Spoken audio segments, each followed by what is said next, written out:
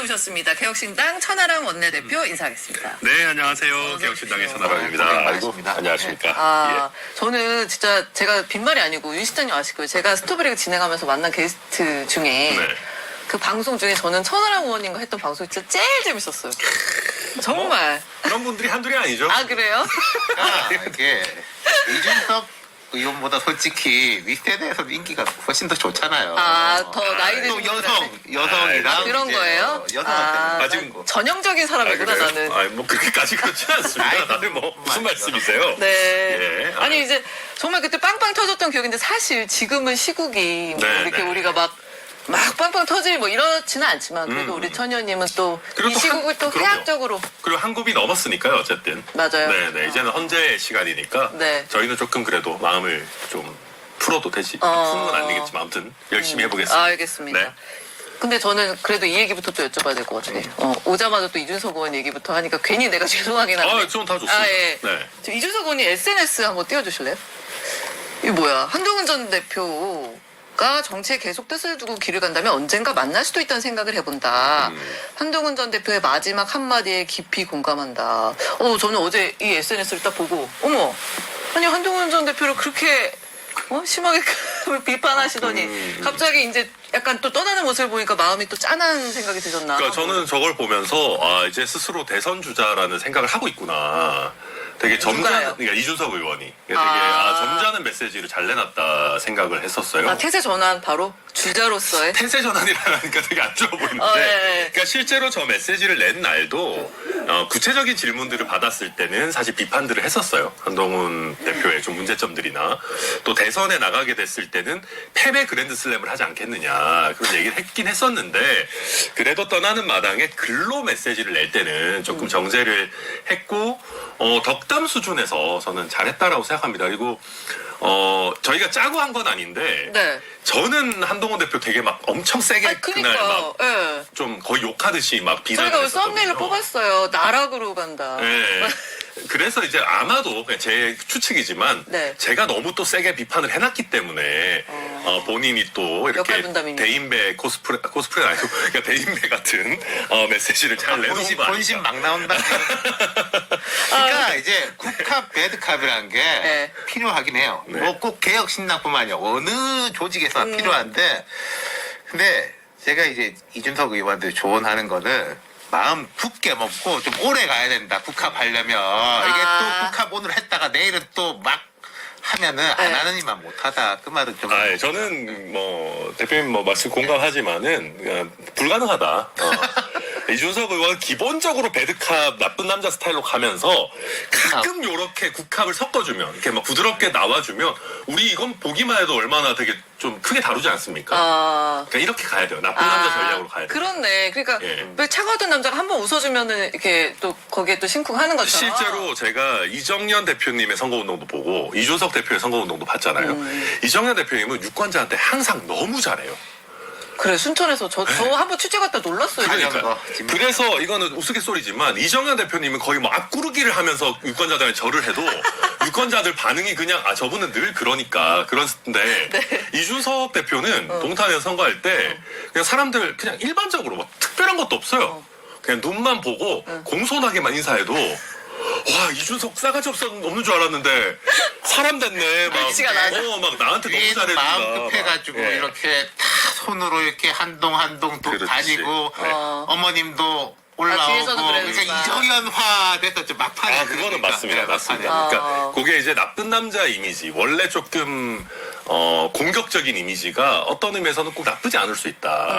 부드러운 그 메시지의 효과를 극대화시켜 줄 수 있다. 그런 거구나. 아니 방금 너무 좋게 보고 있네요. 박지원 어쨌든. 의원님이 방금 아까 우리 한동훈 전 대표의 얘기를 하면서 뭐 개혁신당과 만날 수도 있고 신당을 창당할 수도 있고 개혁신당과 만날 수도 있고 이런 얘기를 하고 가셨어요. 저희가 굳이요. 굳이 안 봤습니까? 그러니까 뭐 안 받는다 이런 건 너무 저희 네. 거만한 표현이고. 예. 그러니까 이제 저희 개혁신당 같은 경우에는 조금 그러니까 천하용인 뭐 조금박해 이런 약간 소심파 정당의 이미지를 저희는 나름대로 갖고 있다고 생각하고 멸종 위기종에 모인. 그걸 저희는 쭉 밀어붙이려고 하는데 만약에 한동훈 대표께서 네. 계엄의 밤 때 나왔던 그 정말 선명한 메시지, 이 비상계엄이 위헌위법이고 이거 우리 싸우겠다라는 첫날. 메시지를 끝까지 쭉 끌고 오셨으면 그러니까 탄핵을 꼭 빠르게 한다라는 의미가 아니라 중간에 한덕수 총리와 뭐 간을 보면서 내가 권력을 행사하겠다 이런 거 말고 그냥 속도 조절은 일정 부분 하더라도 이 위헌적인 비상계엄에 대한 단죄가 명확하게 있어야 된다라는 메시지를 선명하게 쭉 끌고 오셨으면은 잘 모르겠어요. 그런데 이제 중간에 좀 오락가락 하시는 부분이 있었기 때문에 그래서 탈락. 아마 저희가 뭐 가족 오락관도 아니고 뭐 제가 뭐 땡 뭐 이런 건 아니지만은 지금 천하람 의원님 나오니까 좀 제가 예, 너무 좀 심하게 그러니까 업된 것 같네요. 아니, 저희랑 뭘 같이 하시기에는 조금 이제 안 맞는 거 아닌가. 뭐 그런 아니 그러면은 생각이- 지금 국민의힘의 그 찬성표 던진 의원들이 굉장히 뭐 인민재판이다 뭐 별별 얘기가 다 나오는데 되게 네. 핍박을 받고 있잖아요. 네. 이분들은 혹시 뭐 개혁신당에서 이렇게 좀 러브콜을 좀 보내시거나 뭐 이런 좀 이런 감이 있긴 네, 합니다만. 저는 그거는 좀 예의가 아니라고 생각하는 게, 사실 저도 본회의장에서도 그렇고, 뭐, 국회 들어올 때도 그렇고, 그런 의원님들을 저도 가서 막 격려도 해드리고, 막 안아드리기도 하고, 그런 거 하고 싶었어요. 근데 제가 일부러 조금 그런 거를 최소화했던 게, 이준석 의원도 마찬가지지만, 왜 그러셨어요? 그랬던 게, 그러면 그분들 입장에서 그냥 개혁신당 갈 사람들, 그러니까 그냥 떠날 사람들, 배신자 이런 프레임이 오히려 강화돼요. 그래서 제가 나와서 그분들을 뭐 어떻게 할 거다 뭐 할 거다 이것도 예의도 아니고, 그리고 그거는 정말 정치인의 고독한 결단의 영역인 것이고, 그리고 저희가 뭐 오지 말라라고 프로모션 할 건 아니지만 저는 김상욱 의원 메시지 중에 그런 부분 되게 멋있었어요. 난 탈당하지 않겠다. 내가 여기서 같이 욕을 먹는 것도 정치인의 책임이라고 생각한다. 그런 메시지가 있었거든요. 그렇다고 저한테 오지 말라 이런 것은 아니지만, 저는 그런 어떤 책임지는 태도, 또 어쨌든 국민의힘 내부에서 내부 개혁 활동을 해보겠다라고 하는 네. 그 진취적인 태도 자체는 굉장히 의미 있다고 생각하고, 다만 아쉬운 거는 좀 이게 막 내홍, 분당 막 이런 얘기 하잖아요. 근데 내홍을 일으키거나 분당을 만들 구심점도 없어요, 지금. 그러니까 한국 정치가 굉장히 허약해져 있는 게 개파 갈등을 만들 만한 개파의 수장도 없어요, 지금. 국민의힘 안에서 그러니까 깃발 들고 나올 사람도 없다. 없어요. 그러니까 그 안에서 깃발을 꽂고 우리 뭔가 새롭게 뭘 해봅시다라고 할 사람도 없고. 그것도 없고. 민주당도 지금 이재명 1극 체제고, 국민의힘도 사실 대통령만 그냥 막 쫓아다니다가 자기 세력을 구축하고 있는 사람 솔직히 누가 있습니까? 그러니까 그 안에서 뭔가를 한다라는 게 저처럼 약간 옛날에도 있어봤고 또 지금 떨어져서 본 사람들 입장에서는 불가능할 거라는 걸 알지만 뭐 시도하시겠다는 거를 천하람 의원이 어차피 미래통합당 때부터 네네네. 시작했죠. 네. 그러니까 그때가 말하자면 전면적 분당이 합당되고 그렇죠. 또 당 밖에 있는 뭐 청년 그룹 또 이현주 의원 이런 분까지 다 모여가지고 그때 어쨌든 거기 계셨구나. 네, 재통합한 이후에 이런 이합 집단을 보셨을 테니까 제가 생각할 때 대선까지 뭔가 개혁신당이 많은 사람을 흡수한다 이런 차원이 아니라 뭔가 좀 분화 내지 합종 연행은 있을 것 같아요. 그러니까 아까 이제 박지원 대표도 말씀하신 게 뭐 한동훈 이준석이 이제 뭐 사이가 좋아서 합친다라기보다 국힘에서의 주류와 비주류 그리고 뭐 이 이준석 세력이 뭔가가 있을 수 있지 않겠냐. 저는 이준석 의원의 저 워딩도 약간 네. 그런 식의 포석. 여지를 좀 뭐 세상 일 어떻게 하냐. 뭐 이렇게 좀 열어놓는 걸로 이렇게 보이는데 그럼 제가 조금 궁금한 거는 여기에서 이준석 의원이나 천하람 원내대표나 이 개혁신당이 조금 주체적으로 뭘 갈 거냐 아니면은 돌아가는 거 보고 뭐 이렇게 이제 좀 추수적으로 갈 거냐 그게 조금 궁금하긴 해요. 방금 말씀하신 것처럼 숫자는 작지만은 여기는 어쨌든 뭐 단일 대오로 돼 있는 데니까 지금 근데 진짜 뭐 예를 들면 선도할 거냐 말하는 추동하고 뭐 선도할 거냐. 김상욱 의원이랑 천하람 의원이 예를 들면 뭐 티타임을 하는 게 만약에 기자들 눈에 띄거나 이러면 그것도 굉장히 또 이게 다르게 읽힐 수가 있으니까 좀 상당히 조심스러우시겠어요. 그런 부분들이 있죠. 근데 이제 그러니까 제가 기본적으로 생각하는 그림은 지난 동탄 선거 때를 저는 많이 생각을 하게 돼요. 이준석 의원이 동탄에서 당선됐던 때에 물론 그걸 너무 막 그것만 생각해서 안 되겠지만 그때도 국민의힘과 단일화 얘기가 계속 있었고 저한테도 정말 수많은 사람들이 얘기를 했었어요. 뭐 왜 안 했겠습니까? 단일화 해야 이길 가능성이 조금이라도 올라가지 않겠냐. 근데 그때 저희가 결정을 했던 거는 민주당 세가 강한 동탄에서 이기려면 국민의힘과 단일화해서 국민의힘 후보인 것처럼 보여서는 가능성이 아예 없다. 아, 차라리 여기서 독자 노선으로 가서 양쪽 표를 어느 정도 끌고 오는 형태로 나아가야 되는 거지 국민의힘 후보 타이틀 붙는 순간 끝난다라는 생각을 저희끼리 실제 했었어요. 얘기를 네, 했고. 네.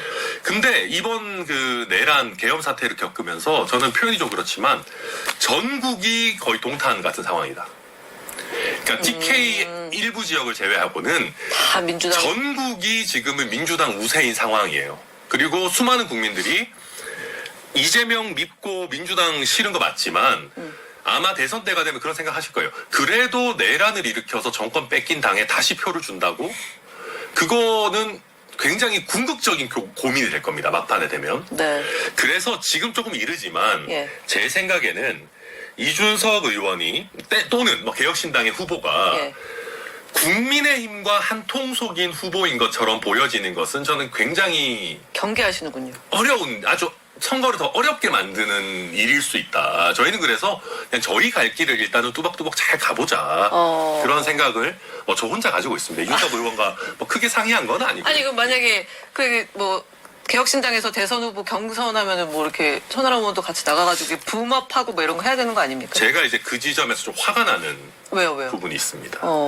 먼저 실러서? 아니 그게 아니고 나도 대선 나갈 건데? 두 분도 지금 또 잘못 생각하고 계시는데 저한테 꽤 상당수의 언론인들이 예. 연락이 주셔서 이준석 의원이 이제 나이 때문에 뭐 1월 30일 이전에 헌재 결정이 나거나 뭐 이런 이유로 예. 출마가 어렵게 아, 되면 더 어리시지. 천하람 의원이라도 나가야 되는 거 아니에요? 더 어리시지, 맞아. 그런 질문들을 언론인들이 하세요. 최소한 인터넷 검색을 한번 해보고 물어봐야 되는 거 아닙니까? 그렇네. 아예 불가하시구나. 예, 그래서 제가 더 어린데요. 그럼 막 화들짝 놀라면서 저는 그걸 알고 있었으면서도 또 얼굴을 보니까 좀 까먹어. 무슨 말씀이세요, 그게? 고기 개헌을 해야 되겠네. 근데 이제 이런 거예요. 저는 지금 천 의원님한테 답을 다 할 수도 없다고 생각하고 네. 또 뭐 갖고 있는 마음이 있어도 여기서 다 드러낼 수는 없다고 생각하는데 왜 요 앞에 이준석 의원 나왔을 적에 개엄 전인데 네. 대선 때 그럼 이 포지셔닝을 어떻게 할 거냐라고 하니까 막 딴 질문으로 이제 돌리더라고요. 그때 제가 좀 이해를 했어요. 돌릴 수밖에 없는. 근데 지금 이제 점점 때가 다가오고 있다. 그렇죠. 그리고 방금 말씀하신 대로 지금 현재 국민의힘 이 친윤 주류가 돼 있는데 하고 전면적인 뭘 한다는 거는 뭐 말도 안 되는 말도 안 되고, 소리인 거고. 예, 근데 불가능해요. 이제 이 합종 연행상에서 뭔가 이제 새로운 쪽을 이게 추동하는 쪽으로 갈 거냐에 대한 거는 고민을 이제 뭐 당장 대답은 안 하시더라도 깊이 해야 되겠죠. 그리고 아까 이준석 그 대표의 의원의 페이스북 메시지는 되게 괜찮았던 것 저도 같고. 너무 좋았다고 근데 생각합니다. 아까처럼 한동훈은 너무 오락가락해서 안 되라면은 그럼 한동훈이 커트라인이고 한동훈 위가 돼야 되잖아요. 근데 위가 거의 없죠. 그치. 네. 대한민국에 뭐 안철수 의원. 네? 그럼 안철수 의원은 그 부분에 대해서 그 부분에 있어서는 사실- 그 부분에 대해서 아니, 그렇다고 제가 안철수 의원과 뭘 하겠다는 건 아니고요. 나 지금 이렇게 일단 깜짝 놀랐어요. 저도 약간 예. 얘기하면서 소름 돋았네요. 네. 그러니까 근데 저는 그렇게 생각합니다. 저는 최근에 이준석 의원이 정치적으로 굉장히 폼이 올라왔다, 물이 올랐다라고 생각을 하는 것이 방금 이제 윤태곤 실장님 그 한동훈 대표에 대한 메시지도 그랬지만 저도 이준석 의원이 이렇게 빠르게 대선 출마를 기정사실화하면서 치고 나갈 줄 몰랐어요. 보통 이런 거는 이제 약간 우리 정치하는 사람들이 좀 끝까지 뭔가 나갈 듯 말 듯 하면서 이렇게 신비주의도 하고 언론도 계속 막 나가요 안 나가요 이렇게 하면서 힘 빠져, 이제 힘 빠지고. 만들고 하는데 이게 딱 치고 나간 거 보면서 저도 처음에 뭐지 왜 이렇게 빠르지? 뭐 BBC 인터뷰 뭐지 했는데 뭐 기자회견도 아니고 했는데 이게 너무 좋은 게 지금 치고 나갈 수 있는 사람이 몇 없어요. 그러니까 무슨 얘기냐면 이재명 대표가 있는 민주당은 이제 나머지 뭐 삼김이니 뭐 이런 분들이 막 네. 치고 나가면 이재명 대표에 대한 불충인 것처럼 느껴져요. 그렇죠. 예, 이재명 대표 사법 리스크 있다고 니들이 지금 막 치고 나가서 자기 장사 하려는 거야? 공격받죠. 이렇게 되고 국민의힘 사이드에 있는 이제 분들도 막 마음은 불끈불끈 하겠죠. 근데 거기도 나갈 수 없거든요. 왜냐하면은 탄핵 인용된다는 거냐. 너 이렇게 그렇죠, 대통령에 대한 불충이냐. 그러니까 다들 마음만 졸이면서 막 불끈불끈 하는데 아무것도 못하는 상황이에요. 그때 이준석 의원이 사실은 먼저 포석을 딱 둬서 이렇게 되면은 앞으로 이제 실장님 말씀하시는 뭐 어떤 이걸 누구랑 붙고 합종 연행을 하고 뭘 하고 이런 논의도 어쨌든 이준석을 포스트에다가 두고 생각을 하게 되는 효과가 있는 거죠. 그리고 이재명 대표랑 이준석 의원 요새 각을 잘 세우고 있는데 이준석 의원은 대통령에 대해서도 아주 윤석열에 대해서도 아주 센 메시지를 던지면서 190석 정도를 180석 이상을 가진 이재명에 견제받지 않는 대통령도 되게 섬뜩하다, 무섭다라는 얘기들 잘 해주고 있거든요. 네. 그렇게 하면서 자연스럽게 이재명의 대항마 이미지까지 같이 가져가면서 저는 지금 요새 정치적으로 조금 폼이 많이 올라온 거 아닌가. 물론 제가 평가할 건 아니지만 네. 제가 혼자 그냥 보면서 네. 괜찮은데? 좀 동의하시는 제가 것 생각했을 때 같은데. 아니 근데 양면이 있다고 봐요. 바둑을 두는데 먼저 한 점 놓은 거예요. 네. 그러면은 그 판을 이렇게 이끄는 건 분명히 있어요.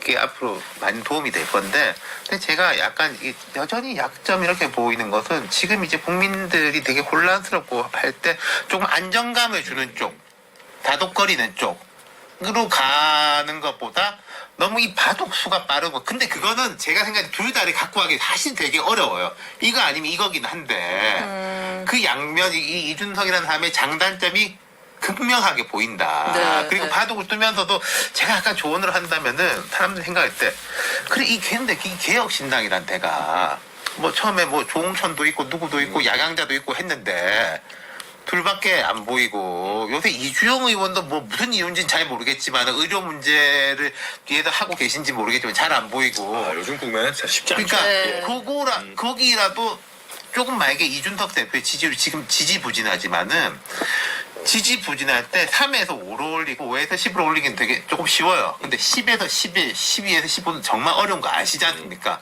근데 너희 식구들은 지금 어쩌고 있지? 뭐 이런 거는 미리 준비를 하셔야 될 것 같다. 그 말씀을 드리고 싶어요. 맞는 말씀입니다. 예. 알겠습니다. 아니 그 국민의힘 그쪽 분들이랑 또 가깝게 지내셨고 또 계셔보셨으니까 네. 좀 지금 그 국민의힘이 가는 방향, 그 친윤들의 그 움직임 왜 그렇다고 보세요? 잘 모르겠어요.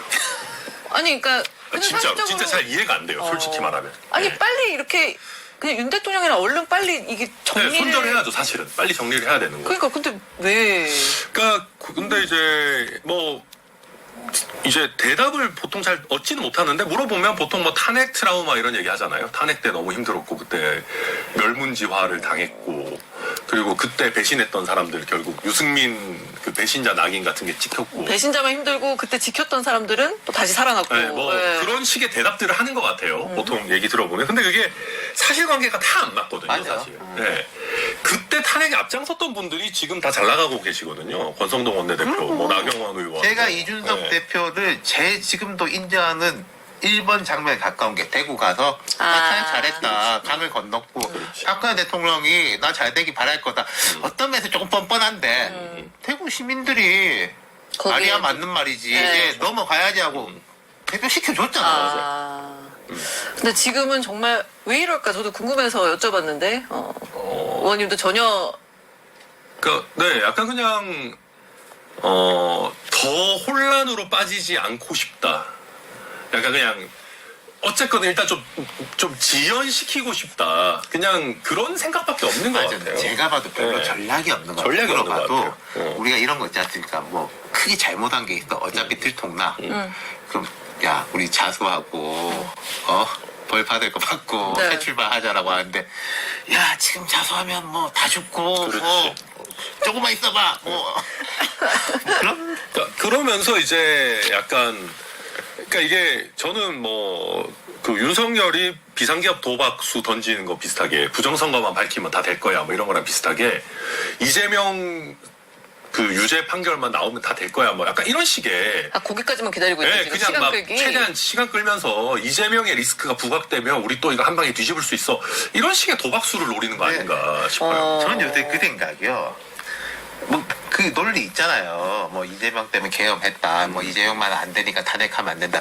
그거야말로 이재명 대표를 살려주는 게 아닌가. 아, 맞죠. 그러니까 지금까지는 계엄 전만 해도 누가 싫은지를 정말 가늠할 수가 없어였다면은 이제는 누가 더 싫은지가 확고해지고 그러니까. 그것도 예를 들어서 뭐 한동훈 이재명을 붙이고 이준석 이재명을 붙이는 것도 아니고 윤석열 이재명을 붙여버리면 맞죠. 맞죠. 그건 백전백승 아니겠어요? 사실은 그 지난 총선 이전에도 국민의힘의 기본 전략이 대통령을 최대한 지우고 한동훈 대 이재명으로 가서 범죄자 때려잡는 검사로 가면 총선 이길 수 있어 이런 거였다가 이제 막판에 대통령 담화하고 막 이상한 막 그 거의 뭐 폭풍 같은 거 일으키고 하니까 이제 다 날아갔던 건데 이제는 그게 불가능한 상황이 된 거죠. 그렇죠. 된 거고 네. 제가 그때 진짜 비상계엄 터지고 난리 나고 막 했을 때 그런 얘기 했었어요. 뭐 약간 우스갯소리지만 나중에 막 그럴 건 아니지만 진짜 이재명 대표가 윤석열한테 돈을 갖다 줬다고 해도 난 놀라지 않을 판이다. 뭐 그런 얘기들이 막. 아 진짜 네. 이거는 둘이서 뭔가 물밑에서 짠 게 아니면 왜 이렇게 어떻게 이재명을 이럴 수가 이렇게 있냐. 도와주냐. 재판 잘하고 있는데 지금 가만히만 놔두면은 지금 뭐 많이 재판하고 해요. 예. 이렇게 뭐 사필 기정으로 갈 뿐을 어떻게 이렇게 살려주냐. 그러니까. 아 진짜 이해가 안 되는 일들의 연속인 거죠. 네. 아니, 한동훈 전 대표는 우리 천하람 의원님 굉장히 혹평을 하셨는데, 네. 그 얘기는 어떤 정치적으로 이렇게 뭐 재기는 어려울 거다 이렇게 보시는 건가요? 저는 그렇게 생각합니다. 아, 그래요? 네. 그러니까 물론 지금 국민의힘의 나머지라 표현이고 다른 분들도 지금 약간 뭐 치고 나오는 국면은 아니기 때문에 네.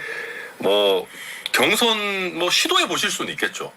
근데 지금 상황에서 아주 선명한 개혁파로서 국민들의 폭넓은 지지를 받는 것도 아니고 그렇다고 전통적인 국민의힘 지지층의 지지도 받는 것도 아닌 되게 애매한 정치인이 돼버렸어요. 그 국민의힘 안에서는 뭐 어려울 수 있다 보고, 그러면 뭐 예를 들면 신당 창당이나 뭐 자 이런. 그러면 이렇게 네. 한번 말씀드려볼게요. 네.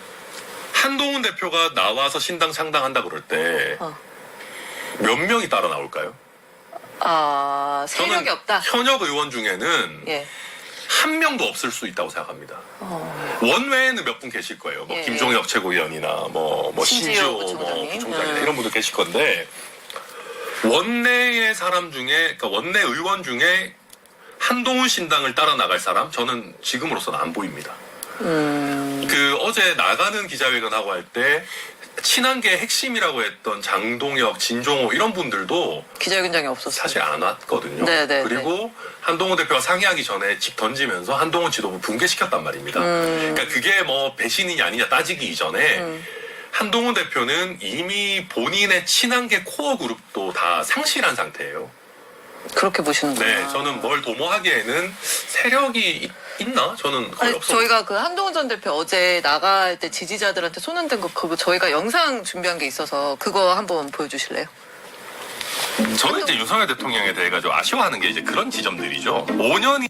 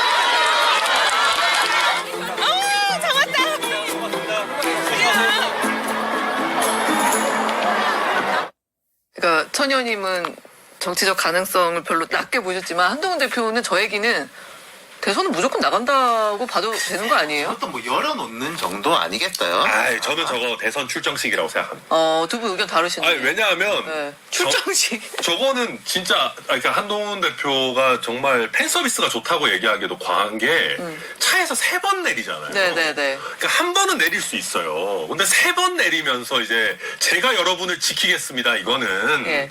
대선 나가겠다는 얘기예요. 그러니까 이게 한동훈과 개혁신당의 큰 차이도 있고 또 어떻게 되게 거시적으로 보면은 뭐 또 약간 흡사한 점도 있고 아까 저는 천 의원이 말씀한 한동훈의 한계라든지 어려움이 똑같이 적용된다고 생각하거든요. 그러니까 원래 보수층에서는 이제 뭐 밉당으로 찍혀 있고 그럼 이 보수가 아닌 진보나 중도 진보는 또 이제 밉당인 거고 중도에서는 중도라는 건 아시지 않습니까? 원래 열광적이지 그렇죠. 않고 제일 늦게 움직이고 그 사람들은 약간 갸웃갸웃 하고 있는데 이걸 어떻게 할 것인가가 앞으로 대선 시즌에 문제일 거예요. 그 8년 전 조기 대선으로 한번 거슬러 올라가 보면은 최종적으로 이제 문 대통령이 41%, 홍준표 24, 안철수 21, 뭐 그 유승민 6, 심삼정 6, 막 이런 식이니까 더 그때를 예. 야당이 합쳐가지고 보수 뭐 좀 말도 안 하면 되는 그 소리죠. 말이 안 되는 말이 안 게 되는 탄핵 찬반으로 합치는 게 오히려 맞아요. 탄핵 찬반으로 합치면은 문재인에다가 안철수에다가 유승민 심상정인 거고 네네. 홍준표만 탄핵 반대예요. 지금이랑 되게 비슷해요. 25대 75예요. 그게. 그런데 지금이랑 비슷하네. 네. 그리고 당시에 문재인 후보가 그 위협 받았을 때 반기문 쫙 올라올 때 네네네. 탄핵은 아무 상관없는 사람. 그리고 안철수가 쫙 올라올 때 탄핵은 앞장섰는데 반문 진영이 볼 때 문재인보다는 뭐 그래도 안철수가 나은 거 아니야라고 하다가 비등비등하다가 뭐 본인의 한 1, 2주, 1, 2주 본인의 그랬죠. 미숙함도 예. 있고 홍준표 후보가 쫙 올라오면서 그때부터는 문재인 후보 쪽에서 게임 끝났다. 진영 대 진영으로 갔으니까 끝났다라고 했거든요. 다음 대선도 저는 그 유사한 쪽으로 갈 거라고 봐요. 그럼 그 문재인 자리에는 이재명이 있는 것이고 그 다음에 그럼 탄핵에 찬성한 사람들은 뭐 이제 이준석, 한동훈 뭐 여기들이 뭉칠지 뭐 그렇게 쪼개질지는 모르겠지만은 그 탄핵 반대가 홍준표 그분이 한 번 더 나올지 또 뭐 누가 나올지 모르겠죠. 예. 그런 구도. 근데 저는 실장님 구도가 역사적으로 그게 맞는데 예. 저는 두 개의 중첩되는 지점들이 있을 거라고 봐요. 그러니까 탄핵의 찬반도 있겠지만 이재명에 대한 찬반이 또 있을 거예요. 그러니까 제가 옛날에 사람들이 저한테 사석에서 야 윤석열 대통령 탄핵될 거 같냐 이런 얘기하면 글쎄 이재명 대표가 문재인이 아니라서 어렵지 않을까 이런 얘기하고 그랬었거든요. 그러니까 무슨 얘기냐면 문재인 대통령은 대통령 되기 전까지는 거부감이 작은 사람이에요. 거부감이 적은 사람이었어요. 네, 그렇죠. 네. 그러니까 보수 진영에서도 탄핵이 됐을 때 어쩔 수 없다. 잘못했으니까 그러니까 대놓고 말은 못해도 그래 뭐 문재인까지 뭐 어떡하겠냐 이런 게 있었는데 이재명 대표한테는 그 감성이 사실 가지 않거든요. 훨씬 크지. 훨씬 크죠. 그러니까 문재인 후보 때처럼 예. 이재명 후보가 탄핵이 옳다라고 생각하는 국민들의 지지를 진영적으로 쫙 빨아당길 수 있을 것인가.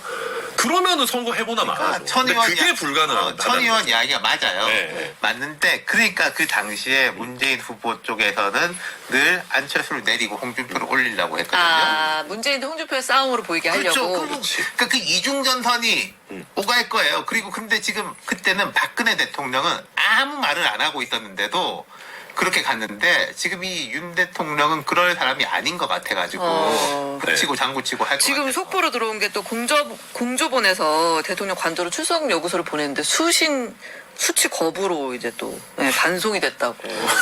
뭐 탄핵 아니, 너무 뭐 구리다. 그러지 않았어요? 법적 정치적 책임을 그러니까. 회피하지 않겠습니까? 아니 그러니까 그 얘기 그게 이제 그 두 번째 대국민담화였네. 그러니까 그때랑 그때랑 완전 그 마지막에 두 차례 대국민 담화랑은 완전히 달라요. 아, 저도 진짜 100kg 넘고 덩치 큰 사람이지. 아니, 이거 자꾸 몸무게를 뭐 여기저기서 공개하고 다니시나 봐요. 맞아요. 그렇긴 한데. 진짜 윤석열 이분이. 넘을 거란 얘기도 있던데. 이분이 진짜 덩치 큰 사람 욕 다 먹이고 있는 것 같아요, 진짜. 덩치 큰.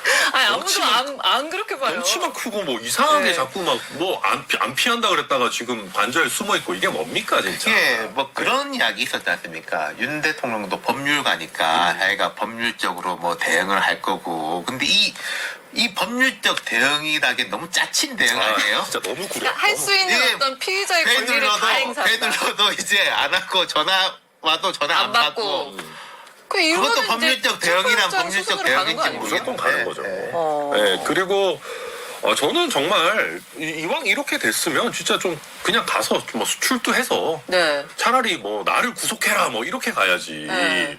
여기 뭐 무슨 숨어가지고 요즘 세상에 그거 다 오고 미리 연락 오고 다 아는데 수취 거부하고 아니 너무 무리죠. 이러면서 이재명 대표 비판 어떻게 합니까? 그러니까 이게 네. 제 칼럼에 쓴 게 박근혜 대통령은 놓아줬는데도 그렇죠. 보수 지형끼리 머리 아프고 복잡하고 멱살잡이 하는데 이 사람은 붙잡고 있으니까 더 얼마나 정말 복잡하겠어요. 보수를 더 힘들게 하는. 근데 저는 오히려 좀 다르다고 생각해요. 왜요? 그러니까 일단 윤석열 같은 경우에는 기본적으로 보수의 뿌리가 있는 사람이 아니고 예. 박근혜 대통령 공주님이었잖아요. 네. 그러니까 이제 못 놓아드리는 게 있고 그랬는데 지금 저는 약간 걱정했던 게 뭐냐면 윤석열 그 담화 이제 탄핵 2차 표결 직전에 담화하고 막 부정선거 막 이렇게 할 때 저는 국회로 막 부정선거 하는 분들이 막 몰려올까봐 걱정했거든요. 그러니까 물론 광화문에서 집회했죠. 엄청 또 모이긴 모이긴 모였지만 많더라. 박근혜 대통령을 지킬 때 과연 그 열정인가? 저는 잘 모르겠어요. 일단 그 부분이 있고 네. 또 이렇게 계속 구질구질하게 자기가 연명하려고 하고 네. 자기가 살기 위해서 선동한다라는 게 느껴지면 오히려 대중은 선동 안 당합니다. 저는 그래서 그러길 근본도 없고 또 지금 너무 이게 좀 초라하기 때문에 네. 오히려 더 빨리 버림받을 수 있다. 그게 한국 정치를 위해서 또 좋다 생각합니다. 맞아요. 저도 그런 게 당위적으로 그렇게 상식적이긴 되게 한데. 바라는데 어제 그 한동훈 대표가 한 거 중 귀에 하나 들어왔던 단어가 상업화된. 그러니까 이제 이게 산업이잖아요. 박근혜 전 대통령 때 사실 순수해 보였어요. 그분들이 어르신들이.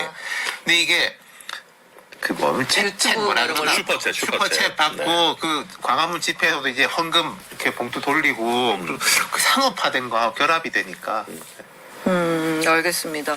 자, 저희 개혁신당도 네. 협의체 제안을 어제 던지신 거죠? 그러니까 이제 그런 거예요. 4+4? 이제 이게 이제 권성동 원내대표 얘기 중에 그런 게 있었잖아요. 이제 이재명 대표가 마치 여당이 된 양, 뭐 본인이 이미 대통령이 된 양 행세하지 마라. 저는 그 부분 일정 부분 공감합니다. 그러니까 이게 그래서 민주당이 주도해서 끌고 간다라는 느낌보다는 네. 입법부 전체가 네. 거국적으로 행정부의 위기 상황에 함께 합을 맞춘다라는 느낌으로 가는 게 저는 좋다고 생각하고 그런 면에서 의장이 역할을 조금 더 적극적으로 하든지 그게 아니라면 민주당 국민의힘 가서 그냥 맨날 평행선 달리면서 싸우기만 하지 말고 예를 들면 다른 원내 정당들도 좀 같이 가서 좀 이렇게 대화의 물꼬도 트고 타협점도 찾고 또 국회 전체가 함께 행정부와 협력한다라는 느낌을 내는 게 조금 덜 정쟁화되는 형태 아니냐라고 저희는 제안한 건데 뭐 민주당 쪽에서는 뭐 별 반응이 없죠. 제가 천 원내대표한테 궁금한 거 아니에요. 네. 거부권하고 헌재 임명권 지금 딱 두 개잖아요. 네. 쟁점이 권한대행이 어디까지 할 수 있는지 개혁신당은 어떻게 보세요? 제가 오기 전에 그래도 결정을 지었는데 헌재 재판관 임명 가능. 대신에 대통령 목 아니고 국회 목 대법원장 몫은 가능하다. 도장만 찍어주는 도장만 거 찍어주는 말하자면 그러니까 이제 남은 네. 3명은 가능한 거죠. 가능한 거죠. 예. 지금 국회 몫으로 왜냐면 그거는 말 그대로 그냥 경유하는 거죠. 경유. 그거는 적극적 권한 행사가 아니기 때문에 국회의 권한 행사를 그냥 확인해 주는 거여서 그거 가능. 오케이. 그리고 거부권 행사도 가능. 거부권 행사도 가능? 네. 그러니까 물론 대신에 특검에 대한 거부권 행사는 엄청난 정치적인 소용돌이를 그러니까, 가지고 올 건데 예. 특검에 대해서 특검 이런 아주 정치적으로 민감한 분야 말고 예. 정책적인 법안들에 대해 가지고 거부권 행사하는 것까지 네. 이거 거부권 행사하면은 너 탄핵시킬 거야. 이거는 저는 지나친 협박이라고 생각해요. 아, 거부권 1도 안 돼. 이건 이건 안 돼. 그리고 실제로 예전에 노무현 정부 때 고번 권한 대행이 거부권 행사 했었어요. 그렇더라고요. 예, 그래서 거부권 행사 절대 안 되는 말이 안 되고 다만 특검법에 대한 거부권 행사는 안 된다라고 정리하는 게 맞지 않나. 윤 시장님도 지금 민주당이 이 정도 내줘야 된다 이렇게 생각하시는 아까 제가 이제 박지원 예, 예, 대표 계속 그 뒤에서 이렇게 네, 한 네, 게 뭐 하시고 계실 거라 믿어요라고 네. 한 게 그거였는데 그러면 제가 생각은 이래요. 원칙적으로 이렇게 하고 한덕수 권한대행이 절제를 하는 거죠. 그렇지. 하려면 맞아. 다 할 수 있는데 이런 거는 국론 분열의 소지가 너무 크니까 절제한다. 그리고 뭐 예컨대 양곡법에 거부권 행사하면 민주당이 막 또 뭐라고 하겠죠. 근데 좀 하다가 말고 뭐 탄핵한다 이런 소리 하지 말고 그 비판만 하는 쓰고 그치고 저는 그게 좀 현실적인 맞아, 저도 딱 이런 거가 맞다고 봐요. 네. 역시 또 그 훌륭한 사람들끼리는 생각하고. 아니 내일 저기 이재명 대표랑 권성동 대표 권한대행이랑 이제 뭐 만나긴 만난다고 해요. 뭐 상대적 맞네. 차원이라고는 하는데 좀 어떤 얘기가 나와야 될 것 같아요? 그 뭐 이런 얘기 하겠죠 계속. 헌재 재판관 임명 못한다. 그런 실질적인 그렇게 막 다터를 둘 사이에 아예 둘은 조금씩 하겠죠. 그러니까 예방이기 때문에 네. 아주 깊게 들어가진 않겠지만 그러니까. 이제 그런 식의 얘기들이 그 한 두세 가지 공격 포인트들은 모두 발언에서 던질 겁니다. 아 지금 쟁점들이 서로 명확하게 서로? 나와 있기 때문에 네. 예, 던질 거고 이재명 대표는 헌재 임명하자라고 당연히 얘기할 거고. 근데 오늘 권성동 원내대표 바로 이제 그거 3명은 그 인용 결정 그러니까 인용이 아니지 결정된 이후에 해야 된다고. 그건 말도 안 되는 얘기예요. 그러니까 이런 게 있을 거예요. 그 정치 문법에 이렇게 하면 일단 거절해놓고 보고 냉각기 가진 다음에 제3의 안에 던져서 뭐 이렇게 이제 근데 이제 시간이 너무 짧아요. 그런 거를 정상적인 정치 문법을 가기에는 짧으니까 우리가 지난 한 열흘이 얼마나 길게 느껴졌습니까? 아, 그렇죠. 지금 2주 진짜 아 너무 힘들었어요. 그러니까 이제 저는 이제 민주당에 그렇게 얘기하고 싶어요. 저도 한덕수 그렇게 마음에 들지 않습니다. 예. 한덕수도 어쨌든 내란을 막지 못한 그게 뭐 공범이든 뭐 방조범이든 어쨌든 아니면 책임 있는 사람. 책임 있는 사람이고 저도 마음에 안 들어요. 그리고 뭐 김건희 특검, 최상병 특검 거부권 행사한다 그러면 저도 아니 정신 나간 거 아니냐. 뭐 아직까지 와가지고 내란 수괴 또는 뭐 그 가족을 비호하려고 하냐. 저부터도 탄핵하자 그럴 거예요. 근데 거기까지 안 간다면 해외의 관점으로 봐야 돼요. 그러니까 국내에서는 이게 막 그 한덕수도 문제고 내란에 책임 있고 해서 탄핵시킨다고 하면 우리 국민들은 일정 부분 동의할 수 있는 분들 계실 거예요. 네. 근데 해외 투자자나 아니면 해외 외교 당국이나 이런 쪽에서 보면 네. 야 대한민국은 대통령도 뭐 이상한 내란 벌이고 비상계엄 해가지고 날아가더니 대행도 권한대행까지도 탄핵돼서 난리더라. 지정생존자 나온 거. 이러면 야 그럼 진짜 무슨 너네 지정생존자 찍냐 나중에 뭐 환경부 장관이 그럼 대행할 거냐 이렇게 가거든요. 그러면 해외 투자자들 입장에서 야 한국은 진짜 엄청나게 불안한 일들이 벌어지고 있나 봐. 그리고 해외 외교 안보 당국에서도 야 이거 한국 진짜 괜찮은 거야? 여기 민주주의 선진국 아니었어? 이렇게 된단 말이에요. 그래서 저도 한덕수가 예뻐서가 아니고 어지간한 말도 안 되게 정쟁적인 거 아니면 윤석열을 보호하려고 하는 거 빼고는 해외 투자자들을 봐서라도 적당한 거는 비판은 하더라도 탄핵시키고 이런 거는 신중해야 된다. 저는 그 관점이에요. 지금 우리 환율이랑 주식시장은 난장판이잖아요. 그러니까요. 네. 그거가 저의 그냥 거의 최우선 지금 개혁신당의 그거예요. 이제 관점은 네, 그렇다는 거고. 네. 예. 제가 박지원 대표 계실 때 제 말을 수긍을 요 앞에서 하실 수 없다는 걸 알고 눈빛으로 계속 말을 했는데 네. 아 눈빛이 또 예, 좀 어려운 말로 하면은 이제 최소 강령적이어야 돼요. 아, 앞으로 예. 몇 달 동안은 내가 절대 안 되는 거 빼고 교집합이 있는 것만 해야지 뭐 내가 평소에 생각했던 이 기회에 이것도 올리고 그렇지. 저것도 올리자. 어느 정치 세력도 그래서는 안 된다. 양곡법 같은 건 솔직히 까놓고 말해서 문재인 정부 때도 그렇게까지 못했던 거예요. 그러니까 이거는 제가 봤을 때는 약간 약속 대련인 게 윤석열 대통령이 못 받을 걸 알고 최대한 세게 던지고 네. 농민들한테 우리 할 도리 최대한 했다. 거부권 될 줄 알고 던진 거란 말이에요, 사실은. 근데 그래놓고 이제 와가지고 한덕수 체제 됐으니까 다 하자? 저는 그건 말이 안 된다고 생각해요. 네. 알겠습니다. 저희 시간이 많이 흘러가지고 아니 이준석 의원 관련주들은 어제도 상한가 줬대요. 아, 그거 좀 문제는 자기 어떨지 모르겠네. 대선 출마 선언하기 전에 뭐 저한테라도 미리 좀 얘기 좀. 근데 농담 진짜 하지 마. 이게 사실 테마주 중에 네, 테마주 샀어요. 유일하게 진짜 테마주라고 할 수 있는 건 안내, 대한민국 그치 안내밖에 없지. 그거 나머지는 다 어떻게 무슨 안내 뭐- 사도 아, 됩니까 저는 지금? 모르죠. 아, 근데 저는 진짜 이거는 제가 약간 뭐 윤태호 시장의 말씀이 맞는 게 정치 테마주라는 게 진짜 실체가 없어요. 그리고 이준석 테마주라는 것도 보면 뭐 대표가 뭐 하버드를 나왔더라. 근데 이준석 의원과 일면식도 없고 이런 사람들이거든요. 그래서 이거는 저는 좀 너무 지나친 투기적인 것이기 때문에 미리 조금 쿨다운하자 이 자리를 빌어서 말씀드립니다. 그러니까 저는 가끔 그런 생각도 했어요. 이게 미국이나 영국처럼 합법적인 도박 사이트가 열리면 차라리 사람들이 거기다 돈을 투자할 건데 네. 뭐 이준석 배당이 얼마다 네. 그게 없으니까 그래서 저쪽에다 이렇다. 하는 거죠. 아니 우리 이준석 사실 비상계엄 사태 터지기 전에 우리 이준석 의원 지난번에 출연했을 때 우리 방송 내내 명태균 씨 얘기만 하다가 끝났었는데. 네. 아 그래. 그래서 다시 그때- 지금 황금폰 이제 나왔다. 그러니까 그래서 그때 천하람 의원님은 왜 인터뷰 안 하시냐, 막 명태균 씨 때문에 곤란해서 안 하시냐, 제가 막 그런 말도 하고 그랬어요. 뭐 그런 면도 없지 않아 있었죠. 네. 그러더라고요. 네, 뭐 네. 그 이야기만 나오면 물어볼 건데 그러니까- 자기는 뭐 어쩔 수 없지만 천 의원은 좀- 천 의원님은 그때 사실 그러니까- 그 과정을 잘 모르셨던 거예요. 그래서요. 그러니까 이게 정치인이 나와가지고 아 네. 저는 그거 잘 모르는데요. 이게 되게 없어 보이거든요. 아. 그리고 자꾸 그 얘기하면은 뭐 숨기는 것처럼 보이고. 네네네. 직접 삽을 드셨어요. 네. 나중에. 아니 그리고 저는 그것도 좀 억울한 게 그 이준석 의원도 그 하나 심고 저도 하나 심은 건데. 이런 뒤에도 이러고 있고 네, 마치 이제 막 저만 뭐 삽질하는 것처럼 이렇게 해가지고 좀 억울하게 보긴 네. 아니 우리 뭐 황금폰도 나왔다는데 이준석 의원은 뭐 더 나와도 뭐 괜찮은 거죠. 네, 본인도 제가 자신 있어 하는 것 같고. 저도 어쨌든 제 인생을 걸고 제 정치 인생을 걸고 이준석이 같이 정치하자 했을 때 같이 따라와서 같이 한 거고 같이 네. 따라왔다기보다 뭐 동지로서 같이 한 거고 그리고 제가 이준석에 대해서 신뢰하는 점은 최소한 범법을 저지른 인간은 아니에요. 그러니까 예를 들면 명태균 씨에게 뭔가 정말 돈을 주거나 네. 아니면 뭐 부당한 어떤 대가 관계로 얽혀가지고 네. 뭐 이럴 사람은 결코 아닙니다.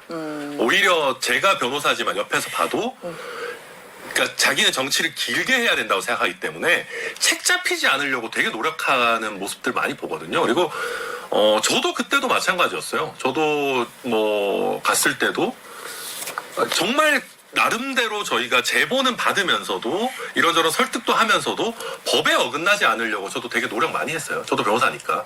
그렇기 때문에 뭐 황금포 이런 거 나오지만 계속 얘기 나오는 게 이준석 의원 이준석 의원과의 대가 관계나 이런 거는 지금 없는 걸로 계속 나오고 있는 것 같거든요. 또 그쪽 변호인도 그렇고.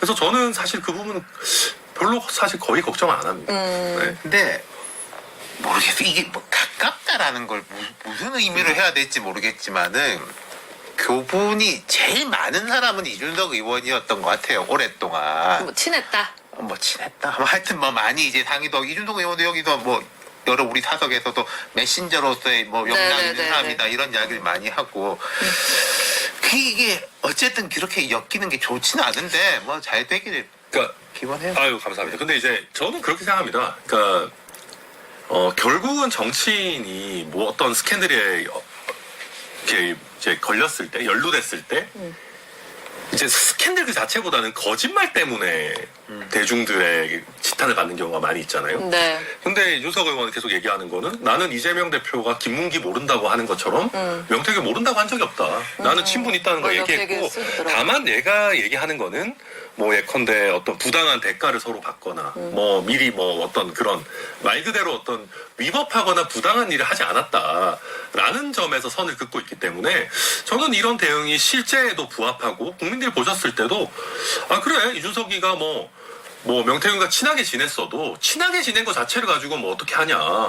다만 부당한 일은 하지 않았다라고 결론 낼 거라고 이준석 생각합니다. 대표도 머리가 좋으니까 저도 이제 그 이야기는 해주고 싶어요. 왜 이런 건 있었잖아요. 그 뭐 명태균한테 왜 그 정보를 알려주는데 네. 한 대 맞을 게 있으면 한 대를 맞아야지. 천 의원 말씀하신 대로 이 한 대 안 맞으려다가 10대 맞고 막 이렇게 넘어가는 경우가 있으니까 그게 이재명 한 대 대표죠. 맞을 예. 거는 한 대만. 알겠습니다. 저희 마지막으로 천연이 네. 우리 좀 힘든 시간을 보냈고 아직도 약간의 불안함이 남아 있는 우리 마중이들 애청자들에게 연말 인사 한번 하시고 오늘 방송 마무리하겠습니다. 예, 저도 진짜 너무 정신이 없었습니다. 정신이 없었고 이게 꿈을 꾸는 건가 싶었는데 진짜 국민들께서 정말 용기를 내주시고 옳은 길로 가주신 덕분에 그래도 대한민국 민주주의의 강건함을 전 세계에 보여줄 수 있지 않았나 싶습니다. 근데 이제 지금 이러다 보니까 연말 분위기가 너무 잘 안 나는데요.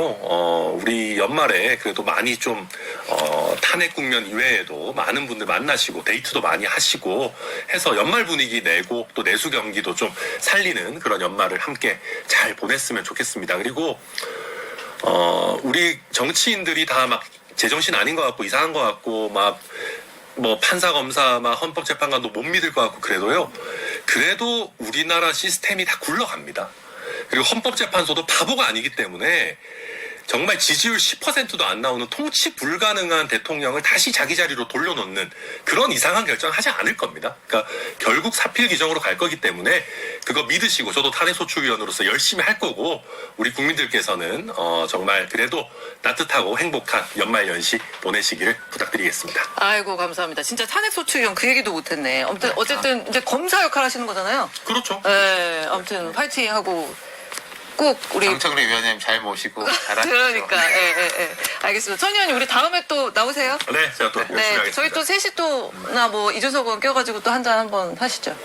한 잔이요? 예. 다음에 말씀하셔야죠. 연말 모임 하라 그러셔서 우리도 그렇죠, 하자. 그렇죠. 네, 뭐 이런 알겠습니다. 차원에서 알겠습니다. 예. 자 오늘 고맙습니다. 아유, 감사합니다. 네, 저희는 다음 주 화요일에도 오전 10시에 다음 주에 이준석 의원 나온다. 다음 주 화요일 오전 10시에 크리스마스 이브에도 생방송으로 찾아오겠습니다. 오늘도 고맙습니다.